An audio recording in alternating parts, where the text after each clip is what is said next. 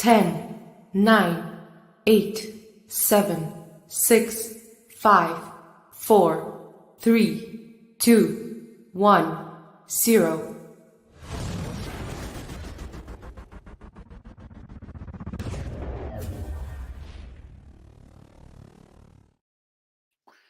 Hey, welcome to, I guess technically and essentially our very first episode of Skeptic Spin. And our guest today is the godless engineer himself, John Gleason.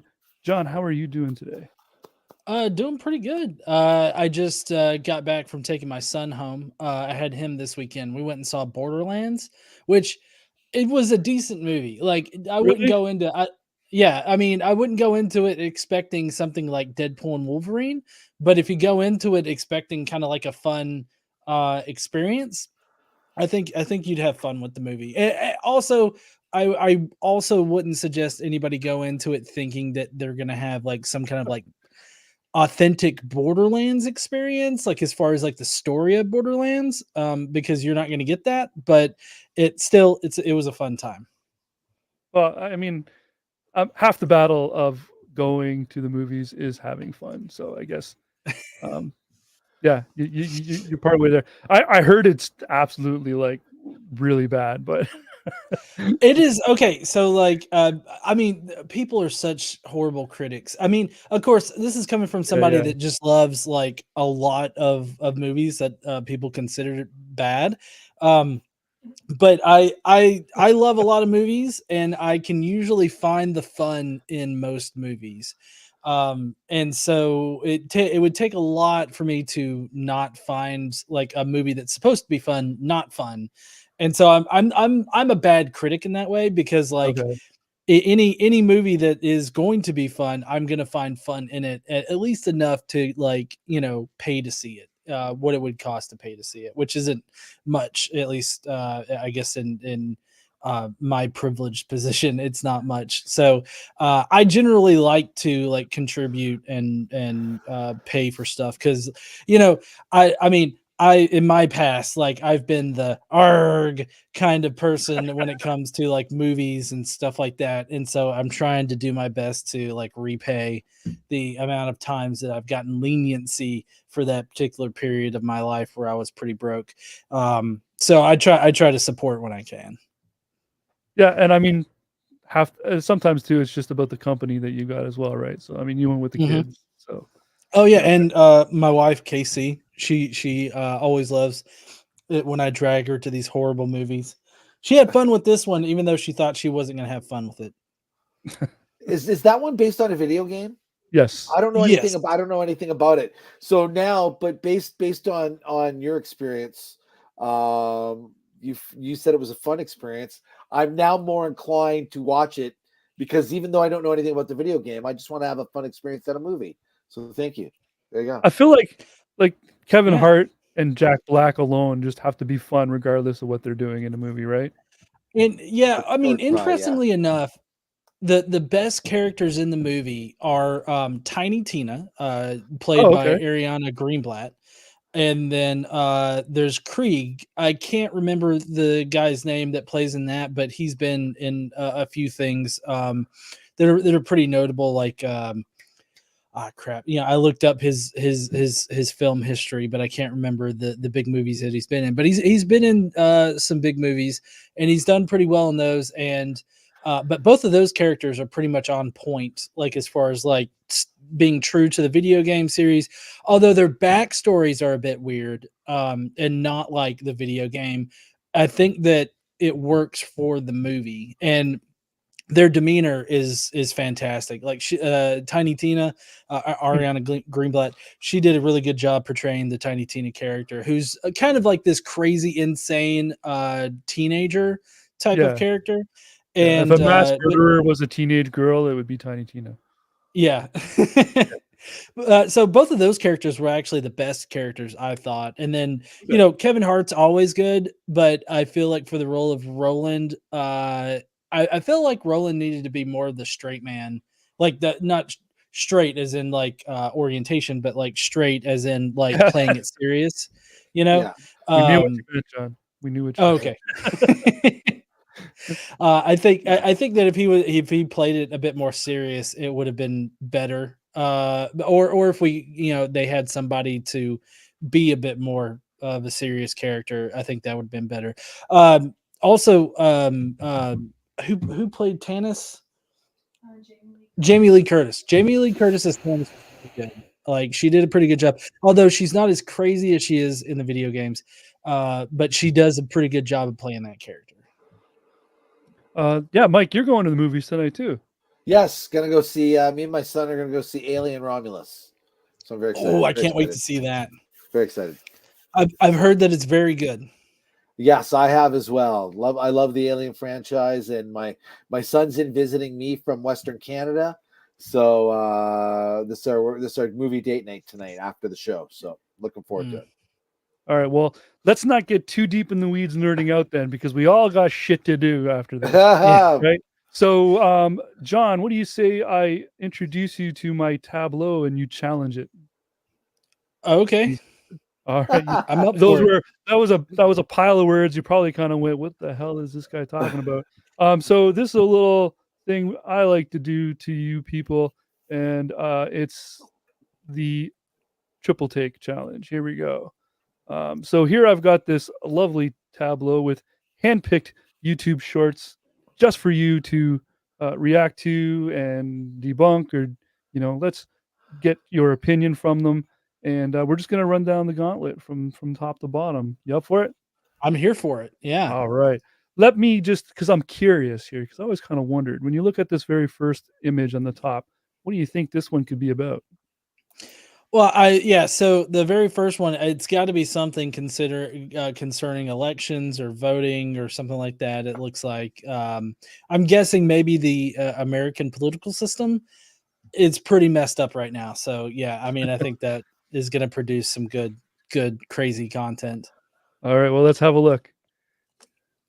Let's give votes to all children in this country, but let's give control over those votes to the parents of those children.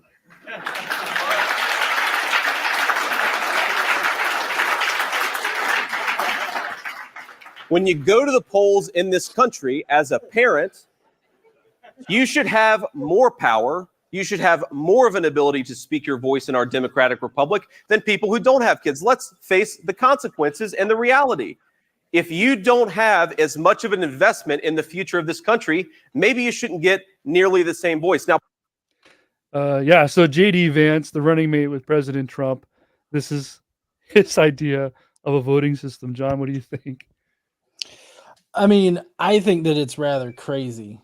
Because it's basically seeking to punish those that don't have kids by getting less of a vote. And, they have such a complicated relationship with this whole idea, because to suggest that somebody that doesn't have kids doesn't have an investment in the future of the country that they live in, I think is rather ridiculous, because if you think about soldiers that have committed themselves to defending this country and have, put their lives on the line and everything like that, a lot of them don't have kids. Some of them do. Yeah, obviously some of them do, but a lot of them don't have kids. Does that mean that they're not committed to the future of this country? Is their service somehow meaningless than somebody that does have kids? I feel like when you put this kind of stipulation onto either voting or how important somebody is in a society, whether or not you have kids, I feel like you're looking to punish or demonize or somehow denigrate those that don't have kids. I mean, what about those out there that can't have kids? What are you saying about them? They should have less of a say in the future of the country. They still have to live in this country. I mean, I'm nearly 40 and I still have at least 20 to 30 years in this country. I feel like that is a commitment in and of itself, Yeah, Oh, absolutely. yes, hopefully more. I agree, but I'm just saying, at least that amount of time. I'm assuming it's a loved one over there who's just wishing you'll be around for a long time, and you're not talking to yourself. Okay. Generally, my wife Casey, she's up here always with me, whenever I do these shows, and she Oh, that's roots me on. She's my cheerleader. Amazing. Speaking of cheerleaders, Mike, what did you think of Mr. JD Vance? Yeah, it's hard, eh? No, it's No? not. Oh my, like I'm speechless from the fact is like, holy fuck. I love this. I think it's fucking brilliant. As a parent, no. I'm a parent Okay. of 3 adults with disabilities. You're All right. damn fucking right. I wish I had more of a say in my electoral sort of thing, because my funding gets cut every fucking time that anything goes out. So as an absurd of an idea that is, it's almost like the way I'm pursuing Vance's idea, in essence at least, is it's almost like stockholders voting at the stock meeting. Your children become your stock into the future. So why wouldn't you have more of a say? You got more fucking stock. So I can't believe I say that, but I don't dislike this idea. Oh, come on. I'm serious. As a parent, Really? as a fucking parent, you're damn right, man. I Okay. don't dislike this idea. Now, it needs more work than just saying, just because I got 3 kids, me and my wife, we got 5 votes in our house. I think Right. it needs more work than that, but I don't dislike the suggestion that people with families have more of a say, because they're the ones paying more taxes. So why the hell shouldn't they have more of a say? Like I'm dumbfounded that I'm actually for this. But So am I. I gotta be I'm honest. not gonna lie. So The idea as a simplified idea, I think it's fantastic. But our godless engineer brought up good points. People in service, like, how does that disingenuine their contribution to their country? Like, they should have more stock almost as someone serving in the military. So does your votes almost become like lean? You're lean into the country, like stockholders have.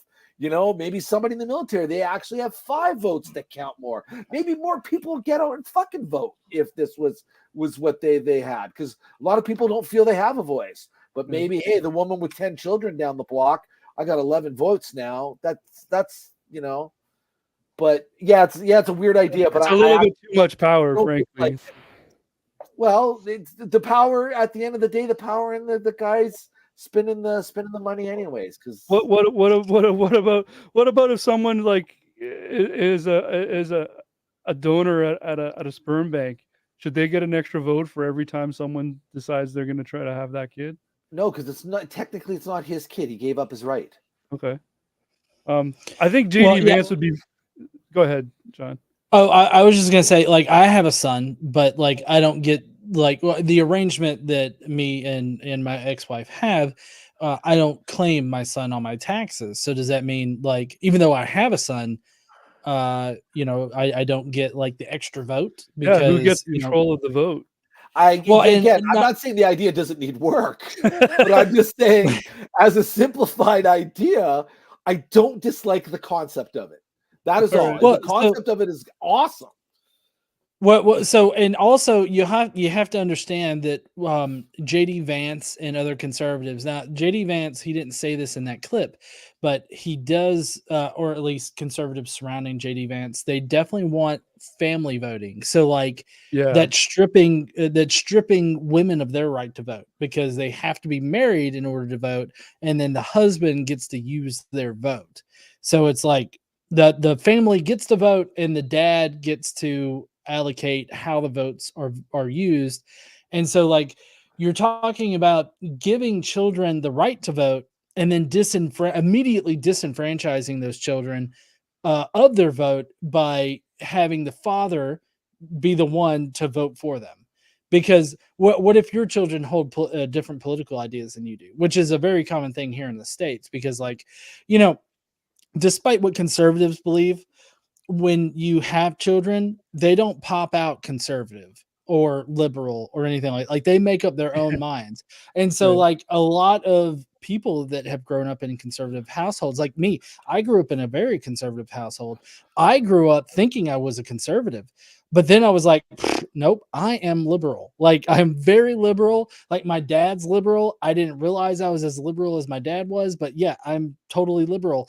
And that's different from, you know, where I primarily lived. You know, they voted conservative mostly.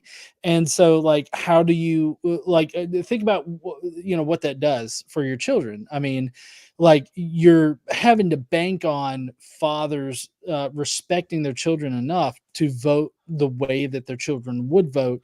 But even then, if you got to think about consent. Like, well, if children get the right to vote, does that mean that they have like this bigger, like this larger idea of consent? Like, can they actually consider how to use their vote or who to vote for? Because like I feel like that is another conversation that this would lead into. I don't know. I haven't been diagnosed, but I believe I have ADHD. So like my mind goes down different rabbit holes. Yeah. Yeah, I think there's another point to that. Yeah, there's some context there too. When JD Vance says that, he's talking from the very biblical view of like husband, wife get married, have kids, and the more kids you have, then the more stake you have in the future of the country. If we were to turn around and say, hey, JD Vance, what about all those men who have multiple children from several different women? Would you still consider them someone who now has more votes? Because he probably wouldn't like that. Would be my guess. But I'm fascinated that we fell on different sides of that. So that's cool. Yeah, like again, it's more the concept of that a family that has more children should have more stake. Now, Mhm. again, it's only just the concept. It needs tons and tons of work Yeah, to yeah. make it more. You know, and everybody's brought up all points on where it should be, but you know, and I, you know, like just saying at the end of the day, you know, the family or whoever has the right to vote for the family votes one way, and the children might think another way. Hey, once you're old enough to register your vote, family vote was lost anyways. You're now the controller of that vote. You gotta be old enough to register to vote, and then the vote is yours. But again, conceptually, I love it. But you're absolutely right. It would be take so much work to make it actually work in a perfect situation. All right. With that, let's get to with that, let's get to our next short. So that was a political one. This one is theological. I'm about to show you absolute proof that God is real and the Bible is true. The Saudi Arabian government has finally allowed people to take pictures of the true Mount Sinai, the place where God came down in a fire and appeared to Moses, according to Exodus chapter 19, verse 18. So here it is. You can literally see the top of the mountain is burnt. And right next to the mountain is this rock right here that's split in half. The very rock that God told Moses to strike so that water would come out. This really happened. God is real and the Bible is true. Oh, you're muted there, Justin. Sorry, I was gonna say, yeah. So, John, the top of that mountain was clearly burnt. What do you think? So, I mean, obviously I don't agree with him, right? I feel like that should be obvious. But at the same time, like I remember seeing this this short or this TikTok, and like I was like, wait, did they really just now let them photograph blah blah blah? And it's like, well, no, like they have allowed photographs and everything like that, but it's not like it's some uber secret thing. Also, there are natural reasons for why the tops of the mountains were like that. I mean, it has something to do with the chemical composition of the dirt and the rocks in the mountainous area that's around that area. Automatically assuming that it's some magical deity that somehow scarred the top of the mountain. that's a presumption. Like you don't have any evidence for that. There's very obvious natural reasons for that.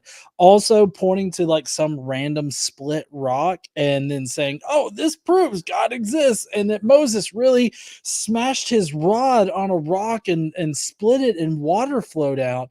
Like this is like a presumption. Like it's presuppositionalism is basically what it amounts to. They're presuming that God exists and that the God of the Bible exists, and then they're getting to the point where they're like, oh look, all of these things confirm what I already believe. And like it's not compelling to me, and it's also not, it shouldn't be compelling to most people. Just the idea that the top of this mountain stayed charred for the last how many thousands of years is silly. Mm-hmm. To me. But Mike, have you seen or heard this before? Well, is the dirt for real like a different color? I thought it was just clouds. The cloud, because it's so cloudy. Yeah, day. so there is a difference in color, but it's Okay. just because of the chemical composition of the rocks in that area. And Mount Sinai's in Saudi, apparently. Is that true too? I believe so. Like it's in that general area. Like Okay. there has been some I guess there's been some controversy around like the Saudi Arabian government and allowing people to go in, but it wasn't because they were trying to hide anything or anything like that. It was the normal, like, I guess, international relations kind of situation that you normally encounter like in the Middle Yeah. East and everything Well, like yeah, that. like it's a pissing contest. We control this right now, so Yeah. you guys are. You say what I say. Yeah. So I don't know that I was really that whole clip was really bugging me because the guy was just way too smiley. Like that was. It was really hard to really focus in on anything because I felt like I don't know. It was way too. Sorry for my dog barking. Yeah, no worries. Yeah, so You're my fine. dog was way too smiley. So yeah, I don't get him. Yeah, I think that's the interesting there, John, is was it really like, was there a law preventing people from photographing this mountain? And how do you enforce No. that? Like, how do you, Yeah. especially in a world with Well, I mean, cameras in everywhere? in Saudi Arabia, it's a bit more fascistic than I guess either of us would have experienced. But I mean, there are ways for them to like control that. But I mean, I think that it was. I remember looking this up, and it was like it was all total bullshit because like the Saudi Arabian government was not like preventing people from photographing it or anything like that for any other reason other than like similar to how in Antarctica how you can't just go to Antarctica and like camp out in Antarctica, right? Like it's a similar situation here. I mean, like you can't just go onto federal land and do whatever the fuck you want to, right? As far as like here in America. So I mean, like it's kind of a similar situation. If I remember my research correctly, because I saw it and like I immediately was like, oh, I got to figure out like all of the ins and outs of this. And like the Saudi Arabian government was not like preventing people like for any other reason other than the normal governmental reasons for like going to these places, and the reasons for the charred mountaintops or whatnot were all naturalistic reasons as to why they are that way. And so like nothing that this guy pointed out in his video actually matches up to like reality.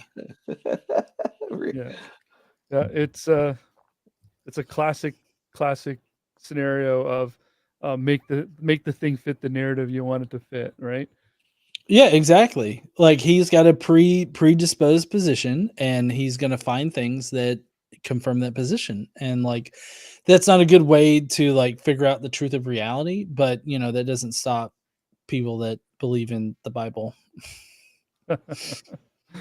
All right, well, we got one more left. This one's a little bit lighter, a little bit more kind of like, I think it's something that we're all experiencing nowadays. And this one's presented a little bit more of a comedy, so it's going to be kind of fun to watch. So here we go. All right. Guys, you've done really well turning things that you used to buy once into monthly subscriptions. Well done. Cheers, mate. Yeah, it's all him. Yeah, it's impressive. You've done it with TV, obviously. Dating apps, yeah. Video games, easy one. Food that you cook for yourself at home, that one was a bit harder. Security cameras, yep. Kids coloring books. I'm actually really proud of that one. Yeah, so we're running out of things to turn into subscription businesses. I've got more. Okay. What do you got? Your own car. What? So your car's onboard computer would stop updating if you didn't pay for a monthly subscription. Huh. Hey, can I talk to you for a sec? Yep. I'm worried about him. Yeah, no, I thought he'd lost it when he came up with underpants subscription businesses, but cars that you've already bought, yeah, that's nuts. People aren't going to stand for this. I don't know. It just keeps working. Okay, we'll do the cars thing. Yeah, how many active subscriptions are you paying for these days, John? I mean, a fuck ton, but like, which automobile company is doing this? Because I don't want to buy their car. Is it a Tesla? Yeah, I think it's Tesla. Yeah. Tesla? Okay, yeah, I wasn't planning on buying Tesla in the first place. So, I mean, I feel like I'm safe. I mean, admittedly, I'll probably.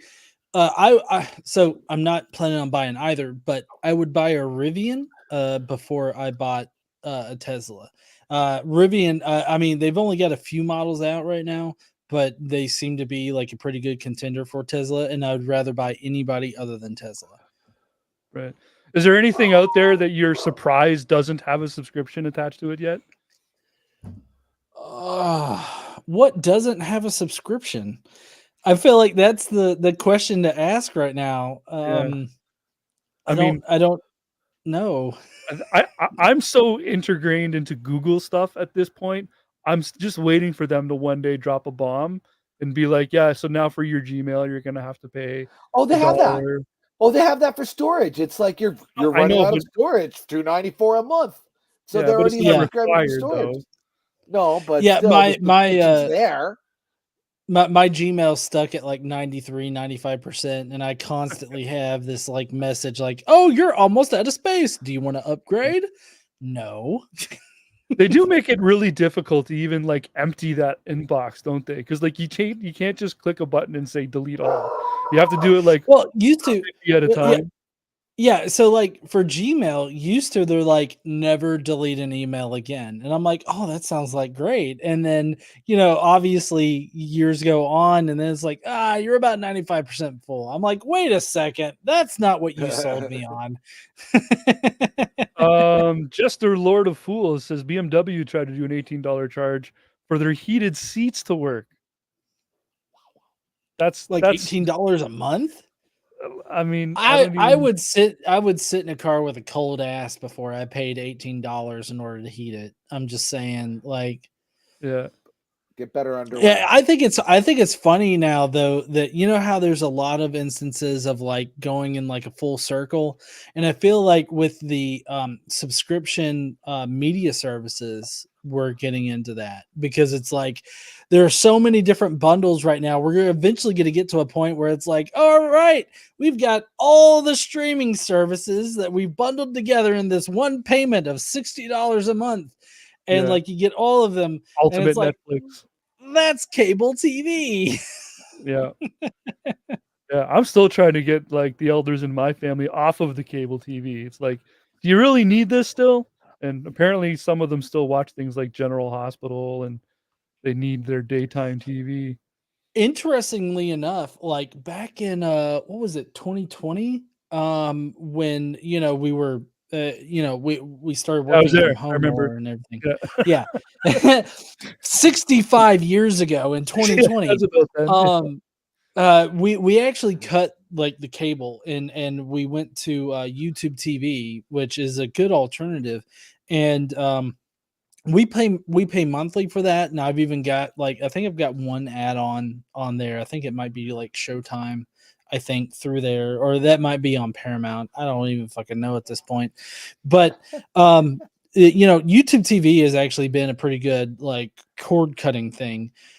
because through YouTube TV you can get a bunch of the like extra services, like you can pay for like Paramount Plus if you want to or anything like that, and but it's a good alternative because you still get your local channels and everything like that, and but you get to take that wherever you go. So like when we go on vacation, we just plug in a Chromecast and we're able to access YouTube TV, and so we're able to get like everything's accessible through YouTube TV. So it's a nice portable option, but it's also a nice, like, if you don't want to be tied to any kind of cable service, YouTube TV is a pretty good. Now, I'm not sponsored by YouTube TV, by the way. Like, No. this is not anything like that. I'm just saying, like, YouTube TV has been a good alternative. Yeah. What about you, Mike? Is there anything that you're surprised you're not paying a monthly subscription for yet? Well, I had a monthly subscription to a Bong of the Month club, and I missed that.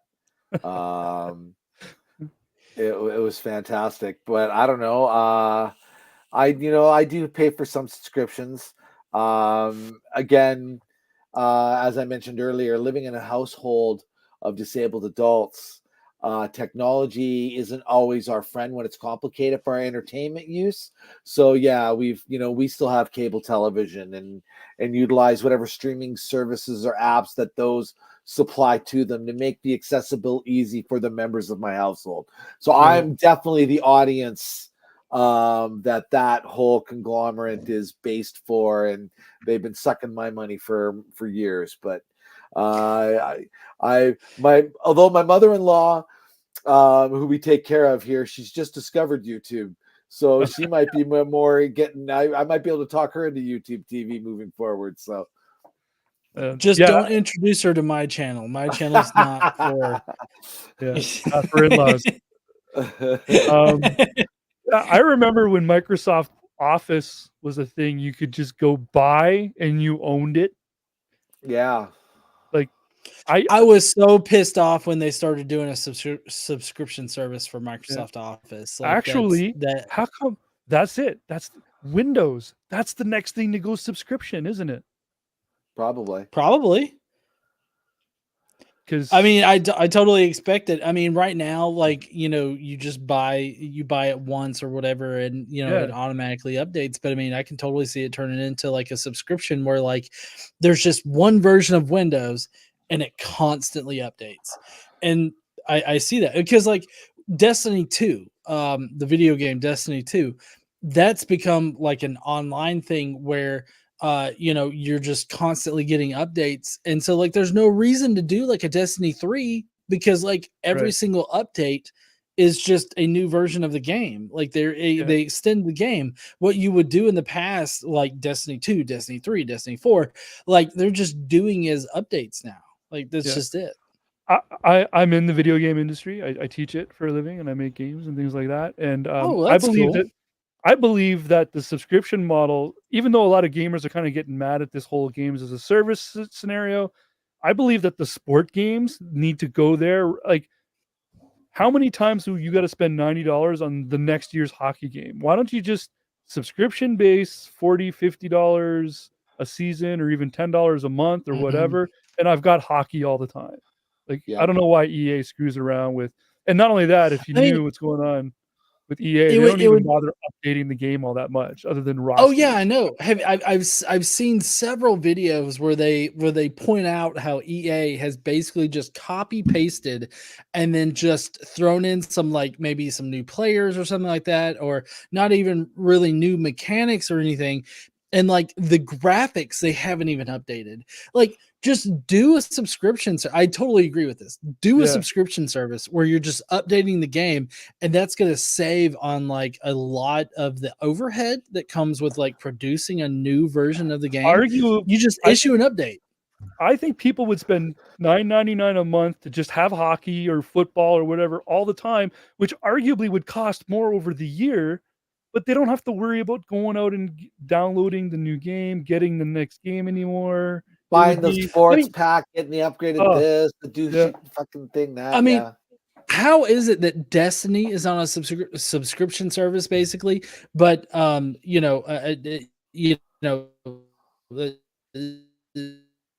sports games aren't? Like, well, I mean, I guess technically they are, because don't you buy like They're not called battle passes on sports games. They're called something else, aren't they? Oh, there's all kinds of EA is a terrible company, and there's all kinds of way that they try to gouge you for gas. Yeah. No, Like, I totally agree. EA shit. oh yeah. In any case, let's not get down in that rabbit hole because Mike's got a movie to make. You got a show to do. So let's just quickly, John, Godless Engineer, you're also on the line all the time.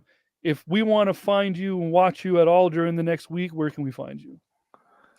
Oh, just over on my channel, Godless Engineer. You can search me up. Multiple social medias. I'm just Godless Engineer there. Facebook, TikTok.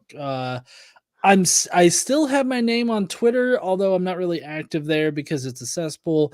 I'm on Threads. I mainly interact on Threads with a lot of stuff. But just all of those places is where you can find me. Godless Engineer, just pretty much anywhere. I got and you'll Godless find me. Engineer in the title too. You can literally there's no excuse. You can just go right down there, click on Godless Engineer, and they'll be over there and subbed. Yeah, awesome. And thanks so much for coming, man. It was great having you. It was great, being invited on. I love coming on to like other people's channels and everything like that, and I get to promote y'all and everything. It's been great. I mean, I know that this was really short today. Normally, I'm used to like much longer shows, but no, I'm aiming for the short. This is in the sweet spot as far as I'm concerned. Okay, awesome. Yeah. But I'm always available to come back on if y'all need to fill like some time or anything like that. Like, yeah, I'm also starting. I'm very. I'm also starting to do some like discussions type panels where we do go a little bit longer. So I'll keep you posted if there's anything I think that you would be really, really interested in. Do you like the politics stuff as well as the religious stuff? Oh yeah. Well, I mean, my wife and I, we do this channel called Politics Deconstructed, where we are currently deconstructing Project 2025 on the channel. Oh, so awesome. we're just going through piecewise Project 2025, and we're kind of like just sort of analyzing it. And so like that's a very big part of the channel and the Godless Engineer sort of brand too. Yeah. Okay. Yeah, I'm thinking about putting together a panel to discuss the economy. Maybe okay. in the next couple weeks. So I'll keep I mean, posted. if you think that I'd fit in well there, I mean, I'd be totally up for it. You're the Godless Engineer, man. I wouldn't deny you a seat in this show. Come on. I'm not that important. Oh well, I mean, coming from BajaCon and seeing you there and all the other people that we met, we're always there's always that high afterwards too, right? Like we're always in a real happy place, and it was a super great time. With that, another person I met over at BajaCon, and he's agreed to be here next week, same time, 7 p.m. Eastern, to do Triple Take is David Fitzgerald with Mr. Anderson. So David Fitzgerald and Mr. Anderson will be here, and they will tackle our Tableau and 3 more YouTube shorts. So hopefully Trump will do something silly this week to give me content. Oh, he definitely will. I mean, there's never do an interview without it going weird, right? Like, yeah, they're all weird. It's very weird. All right. Well, yeah. So thanks everyone. Don't forget to hit like, subscribe, put some comments down below what you think, what you saw, and yeah, next week, make sure you're here. Have a good night.